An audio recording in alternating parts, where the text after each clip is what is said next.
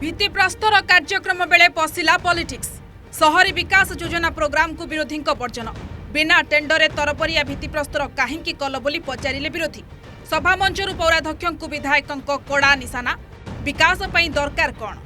cycle ना bulldozer Bhadrak विकास रथ को द्रुत गति जावाक साइकल आवश्यकता अच्छे ना बुलडोजर आवश्यकता अच्छे शुणिले तो सभा मंचर विधायक सीधा निशाना विकास रथ आग को नेब किए साइकेल ना बुलडोजर ये दृश्य भद्रक सहर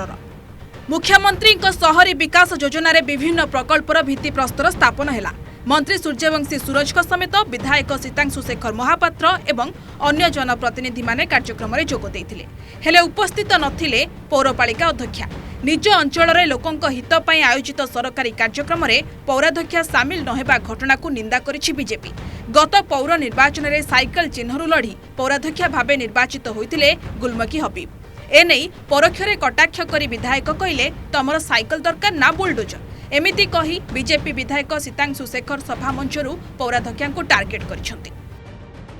सौंदर्यकरण को हम विरोध करूना भद्रक पौरपालिका पूर्व बहुत सौंदर्यकरण हाथ को नहीं विभिन्न गेट देखते वेलकम गेट विभिन्न प्रकार नहीं तेणु टेंडर हो ना बेले तरबरिया भाव में एमती गोटे भित्तिप्रस्तर स्थापन करने सिद्धांत नवा कार्यनिर्वाही अधिकारी कहीं नेले से आम आज प्रश्न द्वितीय आमर आज चेयरमैन महोदय आज नहांती अनुपस्थित अच्छा तेणु सी गोटे कलेक्टर गतकाल चिठी करते चिठी पाइबा मुझे अनुपस्थित होती अच्छी द्वितीय रोचे आमर एटा टेंडर होई नहीं तेणु तरबरिया भाव करने किसी आवश्यक नहीं एटा स्थगित आज रखा जाऊ एवं आउ गोटे डेट नि जाऊ कि कार्यनिर्वाही अधिकारी कि आज सिद्धांत नहीं जमी करेंगे 4टा बेले चिठी भी आम भी पाइलु काउंसिल हिसाब आम भी आज 10टा बेले पाइलु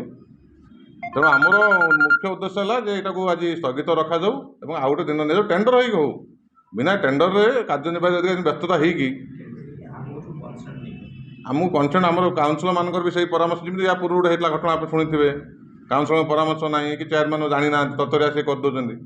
आमर विधायक कि एमपी आसतु आम तो स्वागत करें आसतु भित्तिप्रस्तर स्थापन करूँ चेयरमैन जान प्रोटोकॉल अनुसार चेयरमैन रहा कथा चेयरमैन रोना एग्जीक्यूटिव अफिसर महोदय चेयरपर्सन को कौन ये जो 6 गोटी प्रकल्प अच्छी आज शुभ देवार ताहा विषय डिस्कसन न करी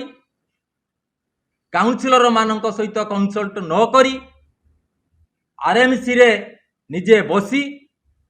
केते जन स्टाफ माध्यम आलोचना करी निजे निजे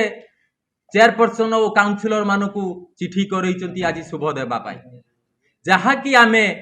जस्ट 15-20 मिनट आगरू आमे चिठी आम पाखे जाकि पहुँची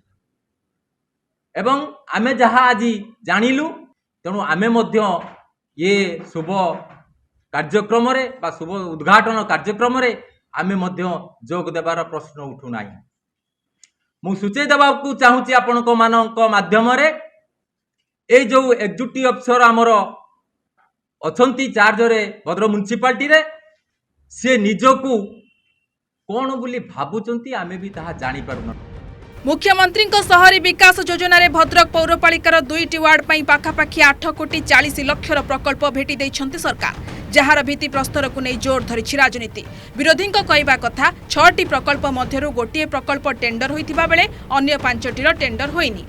भद्रक पौरपालिकार कार्यनिर्वाही अधिकारी तरबरिया धार्य करिसंती तेबे काहे केउ उद्देश्य तरबरिया भावे एभली भित्तिप्रस्तर करागला बोली प्रश्न करिसंती विरोधी सेपटे समस्त कार्यक्रम सरकारी नियम अनुसार करा जायतिबा कहिसंती विधायक सीतांशु शेखर महापात्र शहर को सरस सुंदर करिया पई जेउ जेउ पदक्षेप आवश्यक आम निश्चिंत करूँ कारण आम साधारण जनता को जो प्रतिश्रुति देचु एवं आगामी पीढ़ी पई एक सरस सुंदर भद्रक गढ़ी तोलिबा पई आम प्रतिश्रुतिबद्ध